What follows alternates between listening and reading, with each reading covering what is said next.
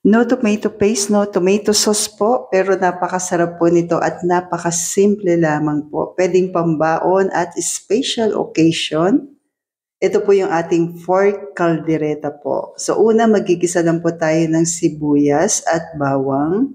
And please don't forget to like and follow po para updated tayo sa ating mga low carb meal every day.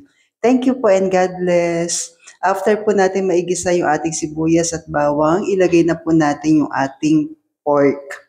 Pwede po ba ang beef? Pwede po ba ang chicken? Yes po, pwede po. Yan po yung madalas na tinatanong sa akin po.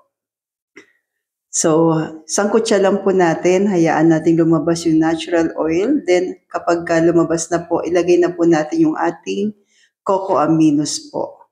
Out po kasi sa atin yung mga soy na ating nakasanayan. Kaya cocoa aminos po yung ating ilalagay at yung sarili ko pong gawa na pork liver po or liver spread.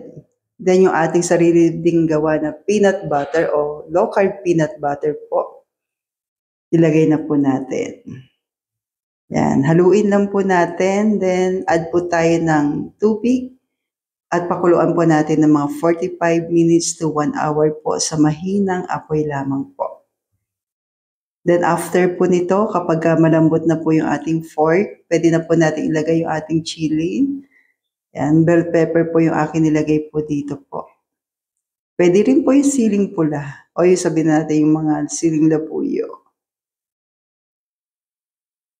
Kasi nga pagka kaldereta, spicy. So, ayan na po.